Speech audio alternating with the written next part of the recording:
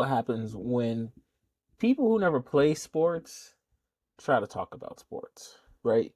Ladies and gentlemen, boys and girls, welcome back to another episode of Because I Have a Live Mic here on Fluent Radio. What's good, everybody? We have a packed show for y'all today. We will talk about the new high school ruling that will definitely help out high school players as they go on to pursue their college careers. We're also going to talk about NFL playoffs. I know we're a few months away from it, but I do want to give my takes on who I think will end up making it into the playoffs this year. And we're also going to talk about the Western Conference and Eastern Conference Finals, how the fact that I am so old that there are people who haven't been born, have not seen the Knicks in an Eastern Conference Final. We're going to talk about that and who probably needs the ring or who deserves the ring the most. But getting back to the fact that I am so old that I forgot. It has been 2 decades and a half since it has been literally 25 years since the Knicks have been in the Eastern Conference Finals. There are people who literally, half of the league was not born when the Knicks were last in the Eastern Conference Finals. Literally. You want to know how bad it is? Jalen Brunson, the star for the Knicks, his dad played in the Eastern Conference Final with the Knicks. And now, 25 years later, his son takes the same Knicks back to the Eastern Conference Finals. Why am I this old? Like, I remember it. You had Sprewell, you had the ghost of Patrick Ewing out there, and it's even more funnier because it is a rematch from that literal team. It is a rematch. They are playing the Indiana Pacers. This was right before Malice at the Palace. You got Reggie Miller on that team. We're partying literally like it's 1999. We are literally partying like it's 1999. And for the pure fact that there are people who did not see the Knicks into the Eastern Conference Finals until now, golly, I am old. Oh my gosh, I am so old. But shout out to the Knicks, shout out to the Warriors, shout out to the Wolves, shout out to the Pacers, and shout out to the Thunder. We are at the very least going to get someone who has never won a ring in an NBA championship, right? Like, this is a big deal, right? Because this is something, like I said a few weeks ago, this is something that the NBA needed. It needed a fresh take on a champion. And this is what we're going to get, right? Everybody there is a young star, young up-and-comer, young MVP candidate, face of the league, a surging franchise, a resurgent franchise, if you want to take the case of the Knicks, right? This is what the NBA needed, right? And the biggest question coming out of it is that what team needs it more, right? Because if you want to go through each team, right? The Thunder are the newest team, right? Like, they are the newest team, and they have had, gotten to the Western Conference Final before, gotten to the finals before, but haven't really been back there since, their original three there, the Harden, Westbrook, and Durant was there. And this team, has kind of been up and down, right? Like, they've been good, they've been bad, they've been great, they've been mediocre. They've been all over the Richter scale, basically. SGA is there. I think this would be on a scale of, out of the 4 teams. I think for them, it would be 4. Because, again, SGA, this is something that we've all kind of thought it was going to be coming there for him soon. He potentially has a chance to win the MVP and a title in the same year. Be the first player to do that since Steph Curry did it. And I think it would mean a lot for that franchise, but it wouldn't be like some earth-changing thing for them, just because they are still a younger franchise and they still have time. And with this young core together, they potentially have a chance to do this for years to come. So for them, even if they get to the finals and lose, it's not a big deal because they will be back, right? for as far as like the Wolves are concerned, it's a big deal for them, because he's fighting these face of the league allegations hard, but he can't fight it anymore, especially if he wins the finals after going on the run that he would potentially go on, knocking out LeBron, knocking out Steph, potentially knocking out SGA, potentially going to win a title, knocking out maybe Halliburton or Jalen Brunson, right? Like knocking out, the best that the East has to offer. He can no longer fight the face of the league allegations anymore. He would have to face the fact that he is the face of the league at that point. And no matter what he will say, he would be it. And I think this would put him in a somewhat rarefied air for Timberwolves players, because again, I think obviously the best name we know from Timberwolves was KG, right? Like the big ticket. Obviously, we know that.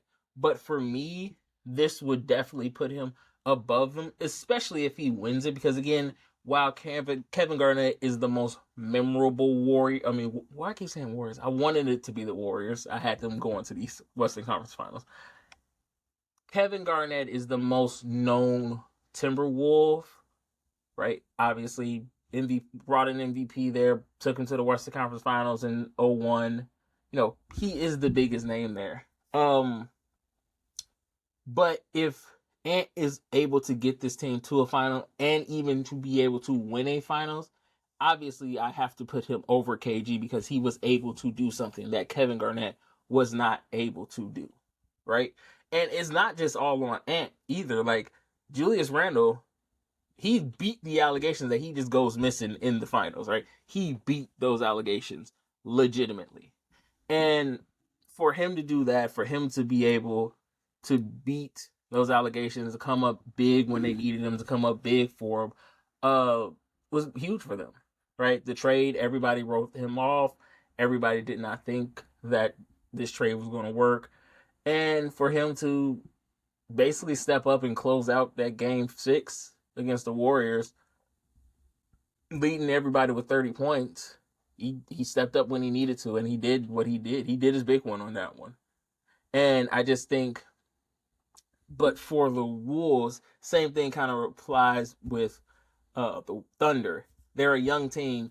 They will be back there. But it does matter a little bit because they're going to have that eventually going to have to figure out how they're going to pay a lot of these players. So like a championship would definitely help them out on the payment scale, but they have to figure out what they're going to do with this young team if they want to keep this core together. Because that was a big reason why they traded off Cat, because they did not want to pay everybody that much money. So that was a big reason why they traded off Cat for that. As far as the Pacers goes, like this would mean a lot for the Pacers, obviously, right? For them to kind of step back into, like, I don't want to say they were irrelevant for a while, but step back into relevancy, right? Like, we all remember the Miami Heat versus the Pacers series in, the early aughts. And, the Pacers kind of fell off, especially after the trade with Paul George, and never really got back there. And now Halliburton is playing at a unseen level, right? Like, we did not expect this from Tyrese Halliburton, and he is playing at a very high level. And again, it's team basketball. It's not just him. Everybody on this team is playing great. They stepping up when they need to. And the thing is, Tyrese doesn't have to do it all by himself. Naismith, Siakam, Turner, Obi Toppin every now and then, right? You got guys who are stepping up when they need to. And then key thing is, when it's time to close out game, Tyrese Halliburton can come out there and close out a game for you. So this is I've said this before, this is the most complete basketball team in the playoffs right now. That is why they are so scary. That is why, low-key, I wanted a Minnesota Timberwolves versus the Indiana Pacers finals. Because I think that would be a great finals to watch. A team with some frenetic offense versus a team that is known for defensive efficiency. Tell me that's not what basketball needs right now. Y'all talk about how teams score in abundance and they only shoot the three.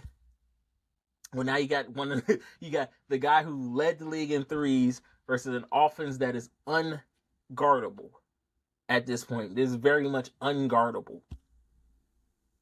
This would be a great finals. But in all honesty,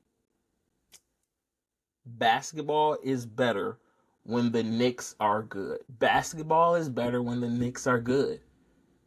When the Garden is bumping, when it's sold out, when people are going to see there, when you got Spike Lee on court side doing everything he can to get the Knicks to win. Basketball is better when the Knicks are winning. And if the Knicks win a title, it's the best thing to happen for basketball. Same thing, football is better when the Dallas Cowboys are winning. Same thing when the New York Yankees are winning. It's good for baseball. This is what they need. They want this. And I'm not even going to hold you. Just think about the storylines you have if the New York Knicks get to the finals, right? You have the Knicks versus Minnesota. These teams literally made these trades to see if they can get to a finals. They said Cat was not able to get us over the hump, so we're trading him off to be able to do this. And now the Knicks got him. And they rolled this trade all the way to the finals. And now you have Cat versus Ant-Man. Dante DiVincenzo versus the Nova Knicks. You have so many storylines weaved together in there. That would be a great storyline to see. You have the Knicks versus the Thunder. Hartenstein's return to New York after he said, I'm out, and went and go sign with the Knicks. Right? SGA going to the Garden. A potential Game 7 in the... Imagine a Game 7 at Madison Square Garden. The place would be bumping. Basketball is better when the Knicks are good. And there's no disrespect to any other team. There's no disrespect to anybody like that. Basketball is better when the Knicks are good. Basketball is better anytime there's a major market city that is actually doing good, right? Whether it be Chicago, whether it be New York, whether it be LA, whether it be Texas, whether it be any place that's a major market. Basketball is always better when a major market city is on top. And they have an opportunity to have the number one market bring a title back to a city that hasn't had one since the 70s. The 70s, dog. That would be epic. It's one of those cases where, as much as we like to talk about everything is rigged, I cannot see them not rigging this to make it so that the Knicks are going to the finals. I just can't help but see that. And as much as I would love to see Indiana versus Minnesota, I just think Minnesota versus New York is too big of a storyline to pass up on. I mean, obviously, with the NFL schedule coming out, we're going to talk about the playoffs because that's just the logical jump from that. Obviously, right?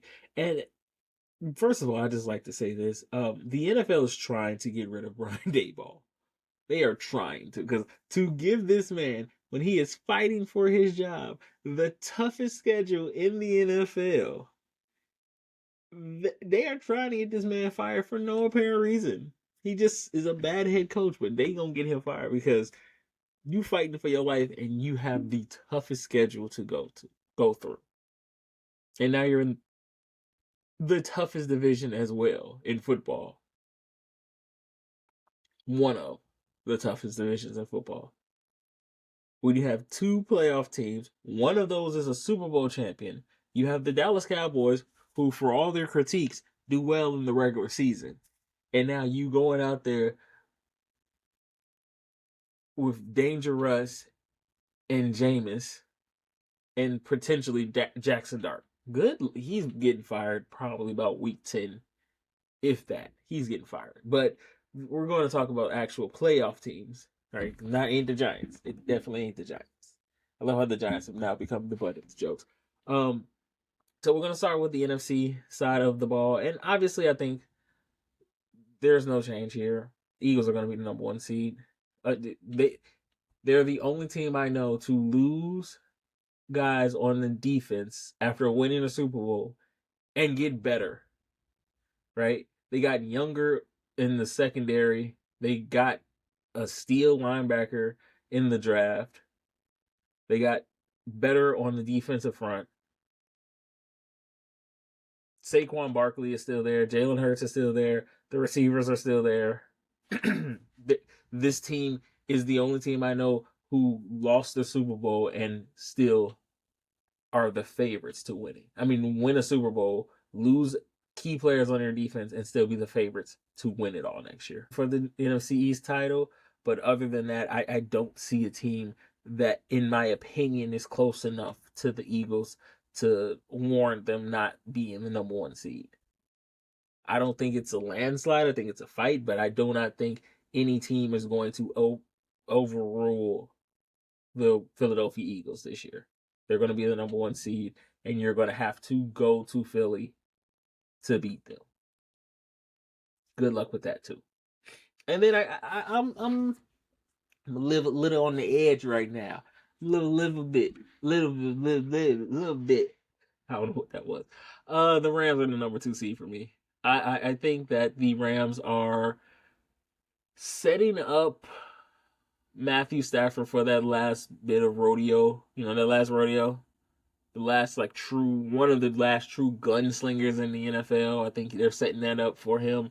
And I'll be honest with you, if they can get this right, they have a possibility to make a run in the NFC. Right? They got better on offense. Puka's there. He's coming off the injury, so hopefully he'll be a little bit more, proactive this year. Kyron Williams is still there. He led the league in almost every category. Right? He scored a touchdown almost literally every game this year, whether it be running or passing, or running or receiving. The defense is a little shaky to me. That's the only thing that it nerves me. But if they can get that together, I'm not shocked to see this team get there. The addition of Devontae Adams there, I would not generally be shocked if they got the second seed in the NFC. This one's going to surprise a lot of people here. I got Tampa Bay. I just don't think Tampa Bay has lost enough for them to fall to like a wild card team or anything like that. They're in a division in the NFC South that has all the hallmarks of being a shootout year for all 4 teams in that division. I just think out of all the quarterbacks in the NFC South, I trust Baker way more than I do a Tyler Shuck, Mike Penix, Bryce Young. I trust Baker Mayfield way more than I do trust any of those other quarterbacks. Them retooling on offense, getting another receiver, so eventually when Mike Evans and Chris Godwin step down, it's not a drop off for them. So don't be shocked if you look up and see the Tampa Bay Buccaneers as the 3 seed. And here's the controversial one that got me in trouble on TikTok, because for some reason people think that them being the 4th seed means that they are terrible or means that they aren't good anymore. They're the 4th seed in the NFC. That's still good. You're still a division champion. The Lions. I think the impact of a Ben Johnson leaving and an Aaron Glenn leaving will be a lot more than what a lot of people are trying to give off. Right? I think people are trying to say that it won't be that big of a drop off. We got Dan Campbell there. This team is still the same. I think there will be a drop off there. I think just the problem with a lot of people is that we didn't want to give Ben Johnson the credit where he was due, right? And this is how I know we did want to do it, because now that he's left, everybody is sitting there saying, well, it was Jared Goff who did it. Jared Goff was the main reason why this offense went through, when every time people were saying that, like, Ben Johnson is the architect behind this offensive resurgence for Jared Goff. He's the genius wonder boy who's going to be everybody's top pick when he goes to be a head coach. Aaron Glenn, mastery of this defense, right? For him to take a team that has been historically bad on defense and make them one of the best defensive lines we've seen in the NFL. There's going to be a drop off, and people will sit here and say, like, there's no drop off going to happen. They're not going to lose that many games. Like, yeah, they are. They're in a tough division. They have a tough schedule ahead of them. Matter of fact, let me look up their schedule, because I forgot. I don't look at the Giants, the Lions. No, I don't look at nobody's schedule but the Chicago Bears schedule. But they have a tough schedule ahead of them. So, like, for them people who say that there's no drop off going forward is crazy. Field space here, but no. But there's still going to be a drop off, and people who, okay, perfect example, right? So, giving away the what's the preseason games. So they play Chicago, Minnesota, Green Bay twice. They have Pittsburgh, the Rams, Lions, New York Giants, Philly, Cardinals, Tampa Bay, Cincinnati, Cleveland, Baltimore, and the Chiefs. Sit there and tell me, where in there do you see anything that equates to 13 games winning? Where in that schedule do you see them picking up 13 games? That there's not too many plays.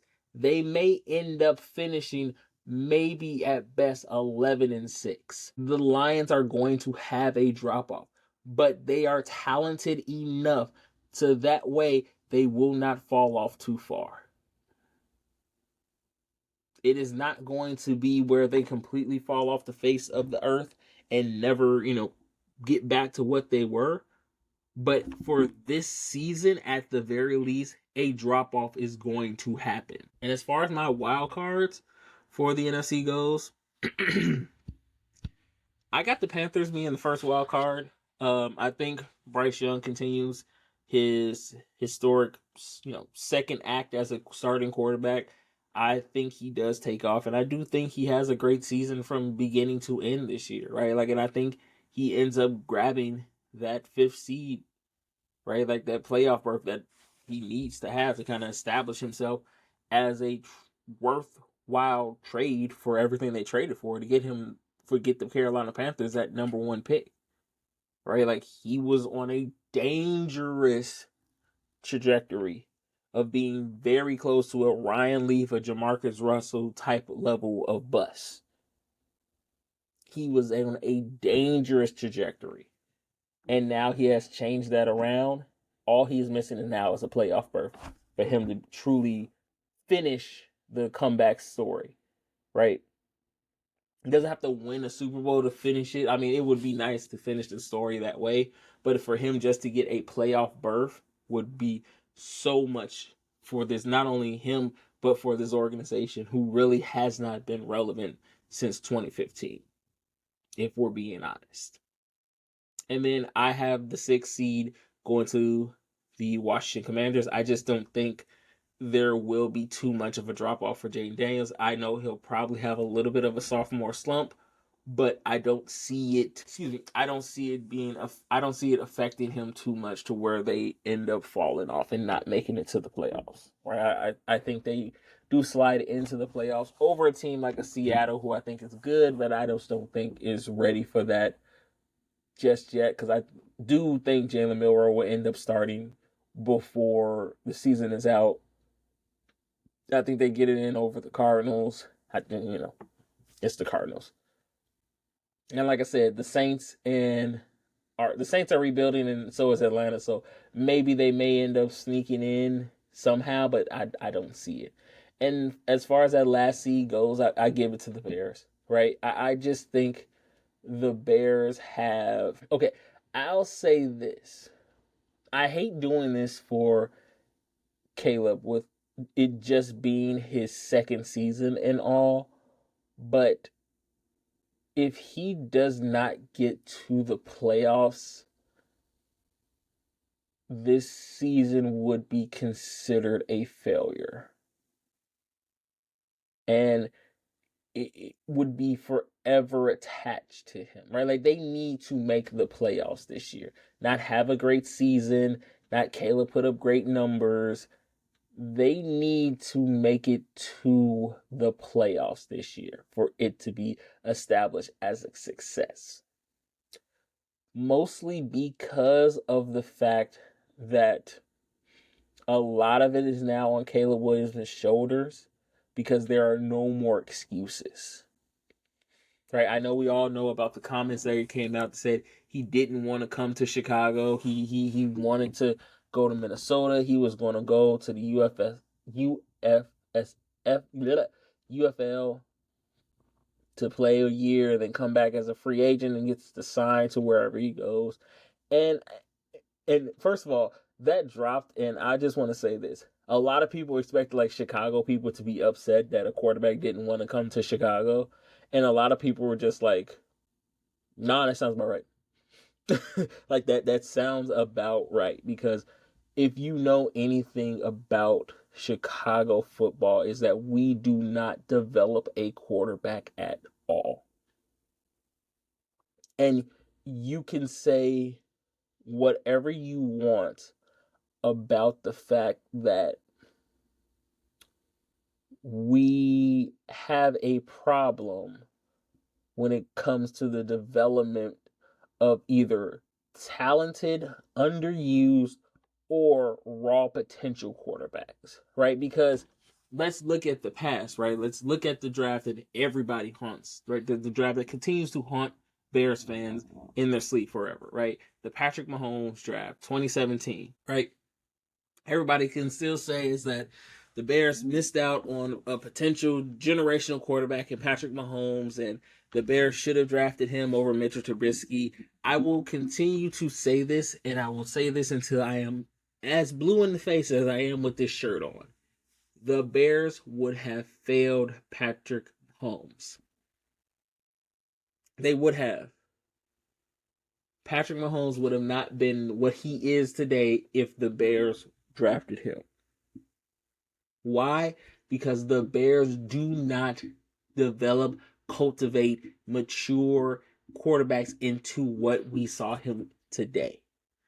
Mitchell Trubisky, for all of his flaws, was a project. If you're going to trade up, that literally, if you're going to trade up one spot to go grab him, he is a project. Justin Fields was a project. He is literally the prototypical quarterback that you want now. Fast, strong arm, better at making decisions than a lot of people want to give him credit for. Extend the plays, make plays with his legs. Right? This is everything you want in a young quarterback now. But because the Bears are stubborn and did not want to get him any help until his last season, where statistically, if you look, you can look at the numbers and say whatever you want. You know, Caleb Williams threw for 3,000 yards. First time a rookie has done that in forever, right? Cool. Look at the numbers for the team. DJ Moore had his best year under Justin Fields. Cole Kmet had his best year, was ranked top 5 in all of tight ends under Justin Fields. The rushing attack was ranked so high with Justin Fields. But because of the fact that the offensive line was shit, there was no protection there. Justin literally was running for his life most of the plays. Like most of those spectacular plays we all remember was because Justin was probably running for his life. Again, remember the Philly run? He was running from his life because nobody blocked nobody. Hassan Reddick and Josh Sweat was getting in there like it was gravy. The Bears don't develop quarterbacks. So why are people shocked when Caleb Williams said, I didn't want to come to Chicago? He wanted to go someplace else where they knew would develop quarterbacks. Hell, the Bears were so bad. Shane Waldron, I want to start, because we can start GoFundMe's for anything, right? Can we start a GoFundMe to change the law so that way we can sue for coaching malpractice? Because to have someone the talent of Caleb Williams in your building and you don't want to go over film with him is a disgrace, and that is the true definition of coaching malpractice. He's not Jamarcus Russell. He's not taking home the DVDs and not seeing them.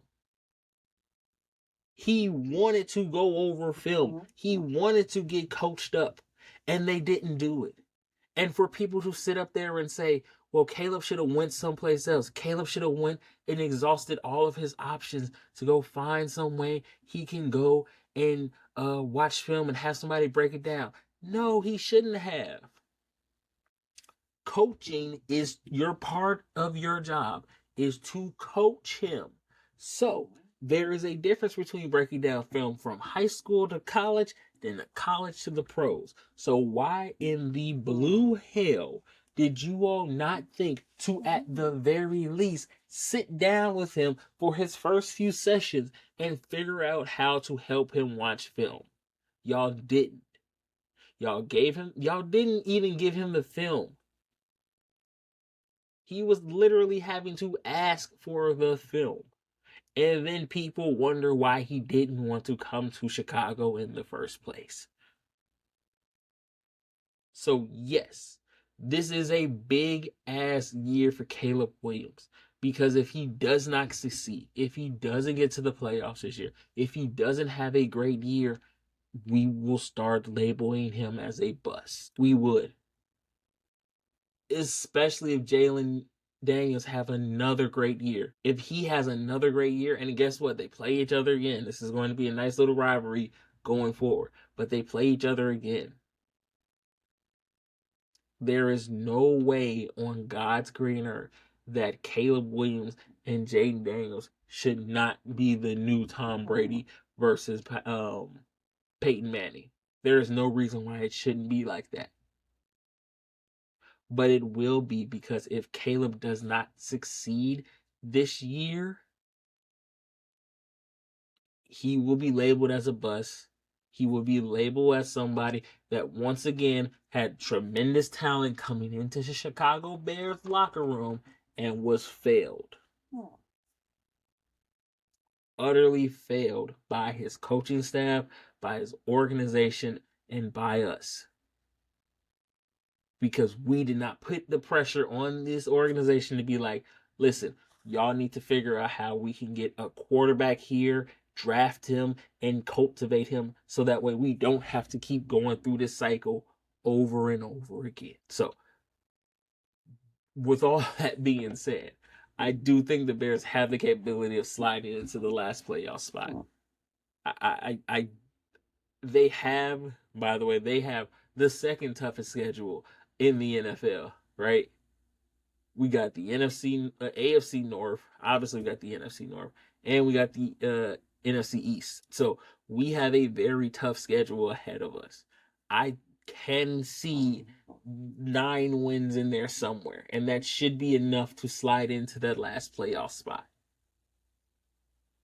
But like I said, make or break year for Caleb Williams. If he doesn't at the very least get to the playoffs this year, I'm not saying put the fries in the bag, but it's going to be dangerously close. As far as the AFC side goes, I mean, it's not going to be too much of a difference. I do have one surprise team making it into the playoffs, but as far as like the teams goes, you're going to have the regulars, the Bills, Ravens, the Steelers, the Chiefs, Texans, right? Like, the regulars are going to be in there.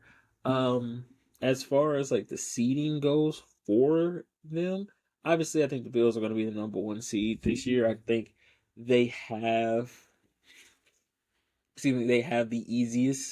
one of the easiest schedules to go to. So right, they're favored in almost every game, and I don't assume to think that it will make they will go 17-0 this year, but obviously I think they have a strong possibility of doing that.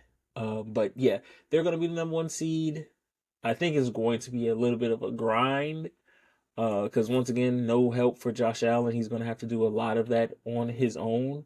So it's going to be hard for him, but I do think they can get the number one seed. As far as the 2 seed goes, I think it's the Chiefs.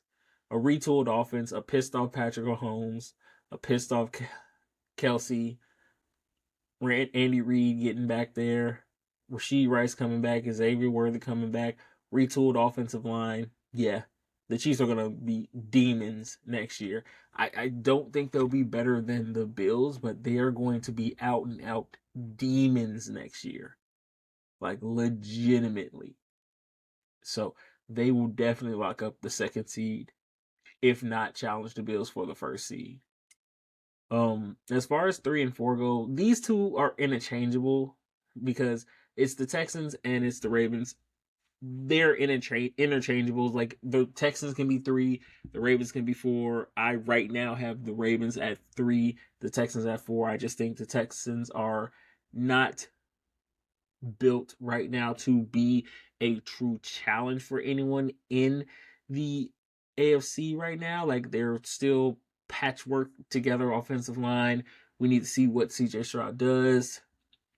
They didn't really get any help for him on the outside with the Tank Dell injury. Like at best they went and got Christian Kirk. Cool. They didn't really get help for him until Tank Dell comes back, which probably won't be until next year. So they are not, I think, unbeatable. They are the most playoff team. They're the most in danger playoff team because I do think the Jacksonville could possibly take their spot. I just, as the beginning of the season starts, I have to pick them. And obviously the Ravens are the Ravens, right? They're going to have this great regular season run. They just signed Derrick Henry back to a 2-year deal, so he's not going anywhere. He's probably going to finish his career off as a Ravens. Lamar Jackson, this defense has gotten a whole hell of a lot better, and that is the key, I think, will separate this Ravens team, is that defense has gotten a lot better, especially in the secondary. I don't think that they are better than the Chiefs are right now, and I don't think they can challenge the Bills for right now. So that being said, I still think that the Chiefs and the Bills are a tad bit better, but the Ravens are still the 3rd best team. And then we get to the wild card. As far as the wild card goes, it's so hard because there are teams who I think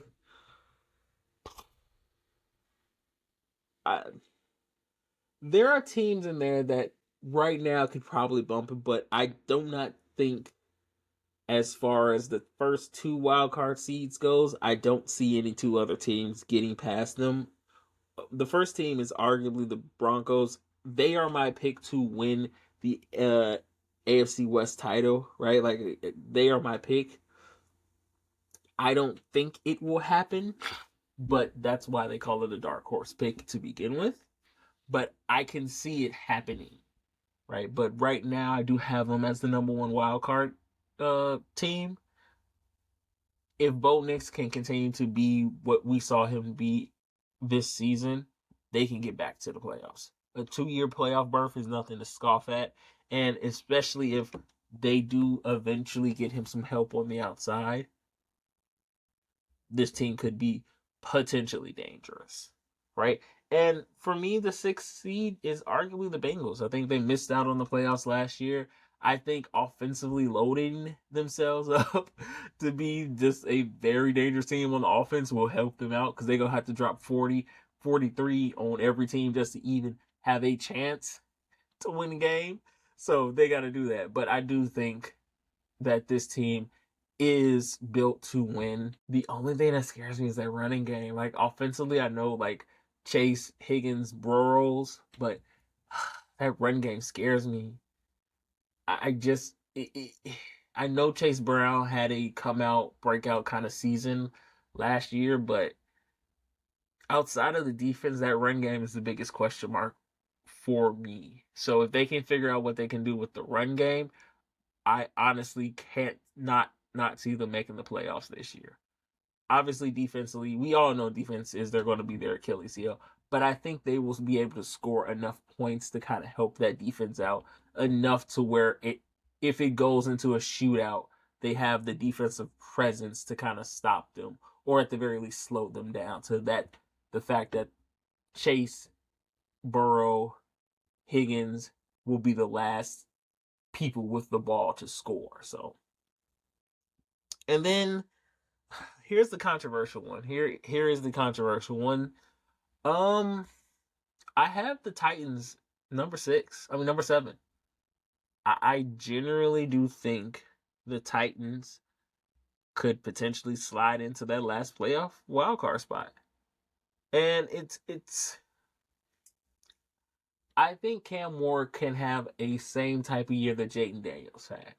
Right? Like I can see him kind of having that type of run where he has that rookie type of year where he, you know, explodes up onto the field. He has like the great plays, does all the things right. He makes the great plays. He, has a nice little deep ball touch, does everything he needs to do to kind of take this team to kind of jumpstart the rebuild, right? Because we did not expect Jaden Daniels to be what Jaden Daniels was this year, right? We did not expect that.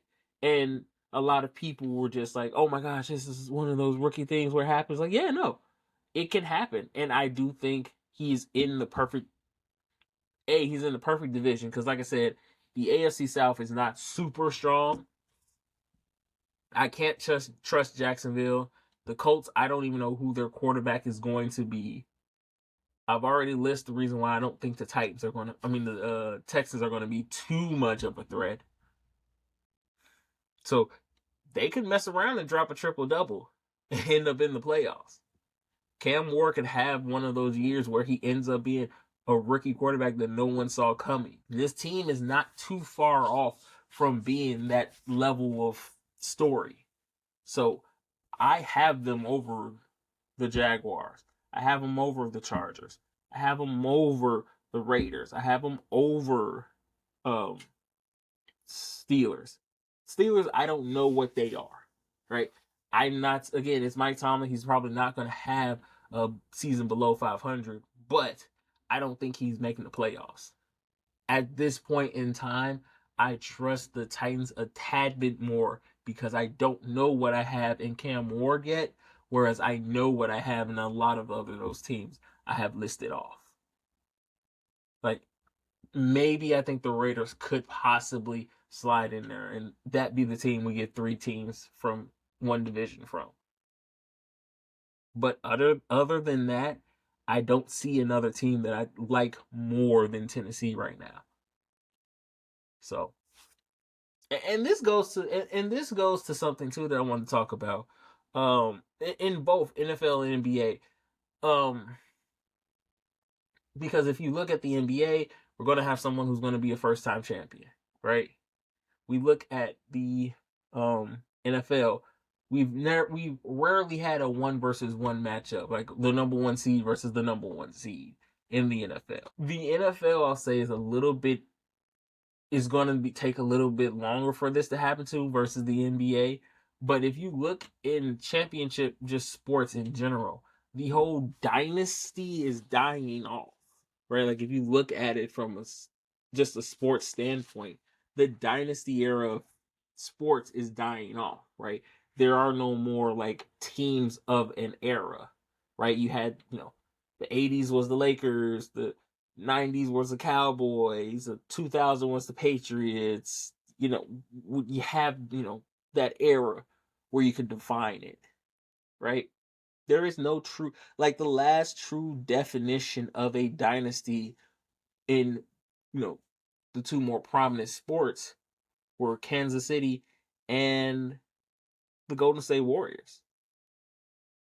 And that is slowly but surely dying off. And it's a good thing for basketball and football, especially for basketball, because basketball needs that, right? Because people are tired of formulaic.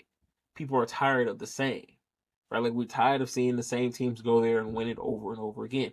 We like a little bit of, stirring the pot, if you will. We like it when two different teams go and challenge for their first title. We love to see that. And I'm not saying that dynasty culture is going to be dead and buried in like 3 to 5 years. Like, no, it's still going to be there. There are still going to be teams that are going to go back to back. But especially in football, I'm so glad the Chiefs didn't three-peat, right? Didn't become the first team to three-peat, because again, it will have nullified it a little bit, because it now is just okay. So the Chiefs are just going to do it each year, or once you do the three-peat, can you do the four-peat? Can this truly be the dynasty era, right? Or can it be a different team rising up to kind of beat it? So I'm glad that this dynasty era of sports is slowly but surely dying off, because I like it when it's a different team each year, that we can kind of, if it's not your team that's in the finals, we can kind of pull for that team together. And it helps, because then it helps with the whole thing about the whole villain and we hate this team because they're winning so much, right? Like, it kind of helps kind of cut that off a little bit. Because again, the reason why a lot of people didn't like the Chiefs is because they were winning, right? They were winning so much, it just seemed at this point, well, it's, again, to paraphrase a term from wrestling, the Chiefs win, LOL. But because now, if you look at it, hopefully this year, we can see a different team go to the Super Bowl. I don't want to see the Eagles and the Chiefs in a rematch. I would love to, I just don't want to. I would love to see a Lamar Jackson versus a Caleb Williams, or a Josh Allen versus the Jaden Daniels, or uh, you know, hell, if it could happen, a Cam Ward versus a Jaden Daniels, that would be great. Rookie of the year last year versus potentially the rookie of the year this year. Right? I would love to see those different type of matchups, those different type of team dynamic and everything going on. Because formulaic, that's when you start to lose a lot of fans. Right? Talked about it in the NBA a lot this season. The ratings were down because it was very formulaic. It was very the same. We knew what was going to happen before it happened. Run down the court, iso ball, step back three. Run down the court, iso ball, kick it outside, try to charge in, get the foul, and one. Right? It became so boring, and that's why it hurt so much for the ratings. And now that we have, at the very least, some type of different setup in the finals potentially, it makes it feel important again. It makes it feel like anything can happen, not just like, well, we're at the finals, so Golden State's in the finals. Up, well, we know Golden State's going to win. Why are we even watching it? Boston's in there again. Okay, cool. Boston's going to win again. So it helps, and helps the audience feel more invested in the sport that they know and love. And some more local news. This is something I actually am very happy that they did bring it up to a bill. It passed the House, so it has to go through the Senate, but I'm pretty sure it will go through the Senate as well, be into effect. The Right to Play Act, if you don't know what it is, IHSA Illinois High School Association approved a bill saying that now student athletes can do both, which is basically they can say they can play for their travel sports team and also still play for their high school team, which is a good thing, right? Because this will mainly affect sports like soccer and baseball and basketball, right? Like, this is for like the kids who are on AAU squads, and sometimes those AAU squads tend to play when you're in season, so they can't do both, right? Like, they make you sit out a year if you try to do both and they catch you. But this is a good bill, right? Because now it gives a lot of kids who normally would not get some national, exposure, get them some national exposure, and now kids who, be honest with you, this kind of helps their chances at getting into a good school. Right, like athletically, they can get their chance. They can get more out to get some more recognizable coaching, recruits out there. Because again, like especially for people who don't know how like recruiting works, it's not like the recruiter goes to like every game you're at. They may go to one or two games that you play on, and depending on the situation and the team you're playing, you could end up getting maybe one or two go to a game where you're playing a national, team versus being on like an AAU squad where you're playing the best players from all over the world, and you're 9 times out of 10 going to have a lot of recruits in college recruits there.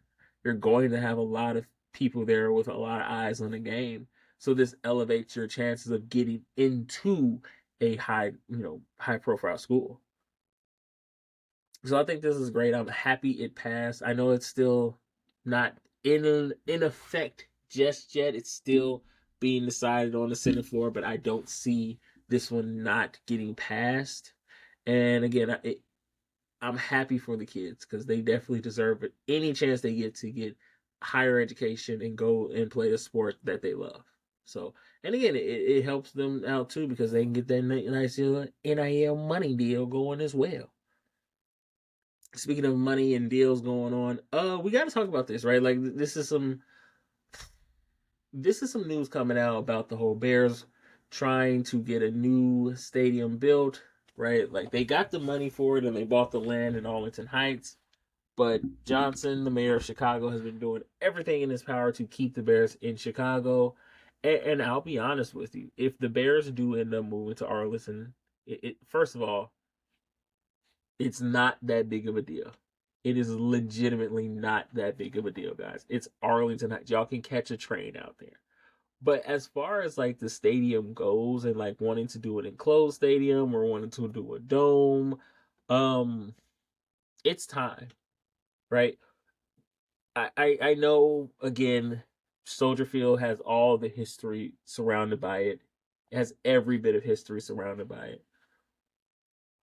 But if you are trying to attract big time stars, conventions, sports matchups, right? Like how many times has Chicago missed out on a Final Four or a national championship game because they don't have a dome and nobody wants to play in Chicago in January, right? Like it's a crapshoot of what it may or may not be.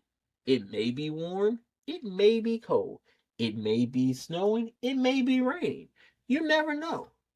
But Chicago has missed out on a lot of opportunities, not just sports wise, but concerts, events, sporting events like boxing, MMA, wrestling. They've missed out because nobody wants to go to Chicago in the middle of January. So like getting a dome, getting an enclosement is not a bad thing. It's needed, right? Like I get why everybody is so upset because again, the Chicago Bears and Soldier Field are synonymous with one another, right? They've been there for almost as long as I can remember, right? As long as I can remember, it's been the Chicago Bears at Soldier Field. And moving into Arlington Heights, yeah, would definitely hurt, but there's potential in what the Bears could do. Maybe they can get a revamped stadium there, right? It took them forever to do the first revamps. It took them forever to do that, but hopefully they can do that. But at the same time, I do think that it's needed to get a specialized stadium so that way you can have an upper hand at getting, because again, look all around, right? Every place is getting an enclosement, right? I think Lambeau is like the only field left because that they own, everybody owns a piece, so everybody has getting there for board meetings for that would be hella hectic. But it, when you have someplace like in Minnesota where they have the new stadium, when you have Detroit with their revamped stadium, they're getting, events back to back. Chicago is a huge market. People want to come there. They want to probably have a Super Bowl there. Not 100% sure they want a Super Bowl in, again, the middle of the cold ass January. But they want to have the Super Bowl there. People want to have a WrestleMania there. People want to have big time boxing matches there. Big time concerts. I mean, we just had the Beyonce concert at Soldier Field, right? Outside of the thunderstorm and the dust storm, it would have been cool to have that in an enclosement, right? You want to have, NCAA Final Four matchups there. You want to have national title games there. You want to have comedy shows there, right? Like, I'm pretty sure people want to selling out Soldier Field would be a great thing for a lot of people to say that they were able to do. But you can't do that if people don't want to go and be in the cold for forever. So no, it's time for it to get a new stadium. And again, I would be happy if the Bears stay in Chicago, but I would not be heartbroken if they ended up going to Arlington Heights. And again, it's not like the Bears would be the first team to be like the Chicago Bears from Arlington Heights. Again, the New York Giants and Jets are in New Rutherford, New Jersey.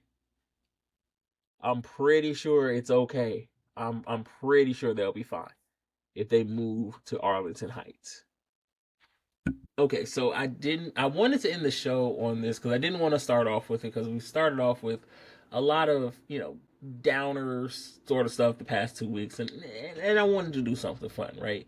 But I did want to talk about this because this was a very important topic going on in the sports world right now, and it's going to be going on for a while. But the Caitlin Clark Angel Reese rivalry has gotten to a point now where it is no longer about actual basketball.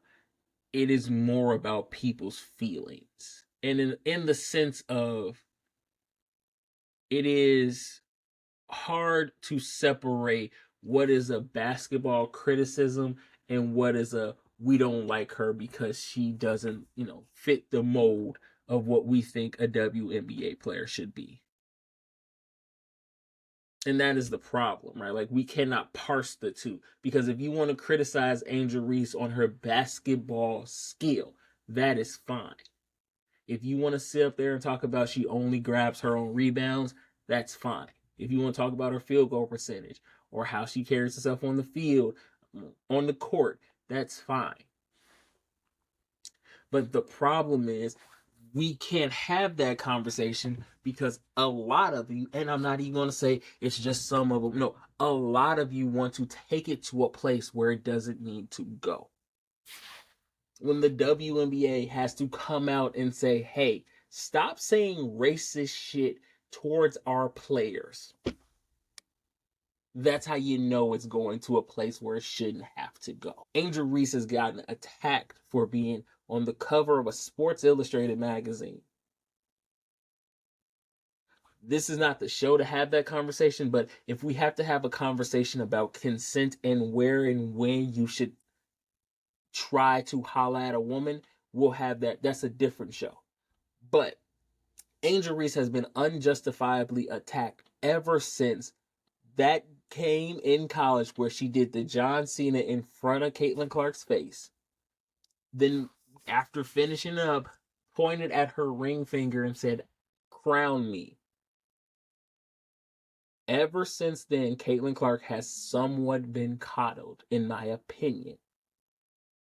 Has been coddled by a certain sect of white America who feels that the mean, bad Angel Reese unfairly picked on her for no other reason than, quote unquote, she hates her. Because we now know what hate looks like nowadays. Right? This has gone from just being a fun modern day women version of LeBron versus Steph, Bird versus Magic, right? This has gone past that because now we can't have fun with it anymore.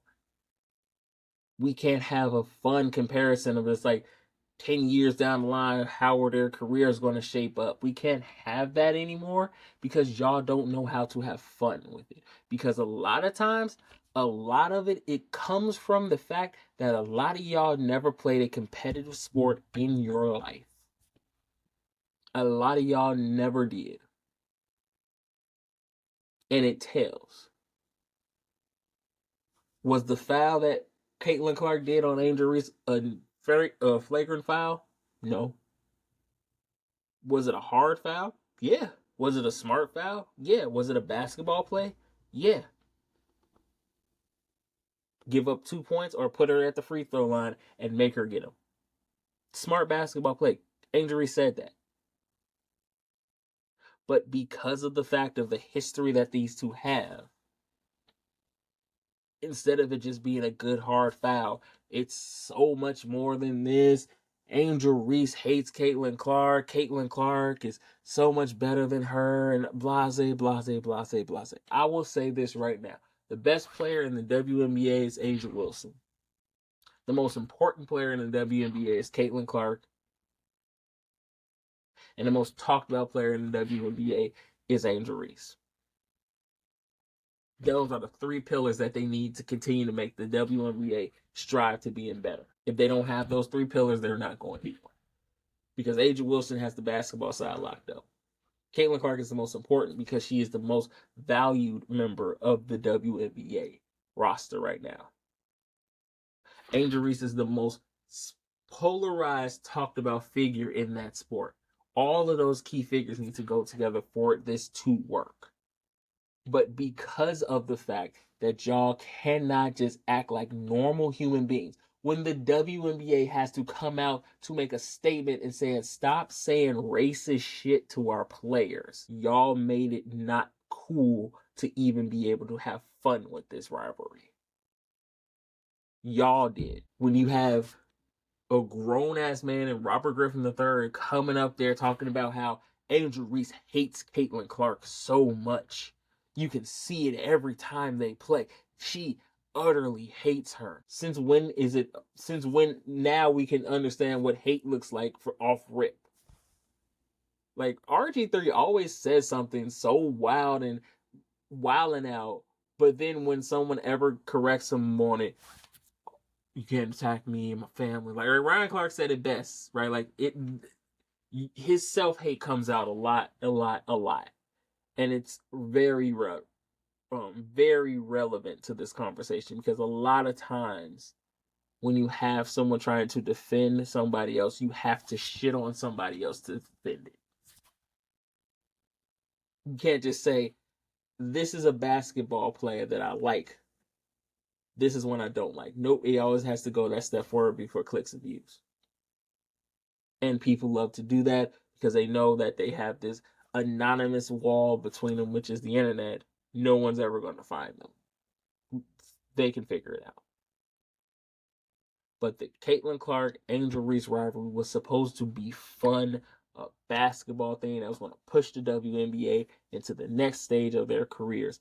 But it has not been that because a lot of y'all are lames who never played a sport in y'all lives. So y'all don't know what actual competition looks like.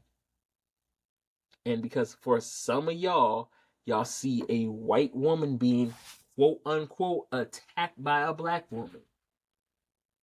Y'all can't help it. And that 1950, 1960, 1930 in y'all just rile up. This is no longer fun anymore, and I want it to be fun. Like if you could just if it was just more like, hey, Caitlin Clark is the best basketball player in the WNBA, Angel Reese, if it wants to be a rivalry, she should get better at scoring, handling, whatever, right? Like you can say all of those things, but for some people they can't say that. But they have to go down this path of just terrible vitriol towards her. Go outside, touch some grass, go for a walk, get you a nice little drink, talk to a woman, do something with your life other than sit there and try to trash another woman because they attacked your fave. This is the point we're at. Where the WNBA literally has to say, stop being racist and terrible towards them. Because, like, if you ever go through a WNBA comment section, it's never about the game or the sport or anything like that. It's always somehow about Caitlin Clark and Angel Reese. It's never about that. Like the actual game. So, figure it out. That is my time, ladies and gentlemen. Shout out to Fluent Radio for putting me on. Shout out to y'all for listening. I will catch y'all on the flip side. Until next time, guys, I got 2 fingers for you. Adeuces. Because I Have a Live Mic was proudly presented to you by Fluent Radio, where all things are fluent. Please like, share, and subscribe. All right, 2 fingers. Deuces.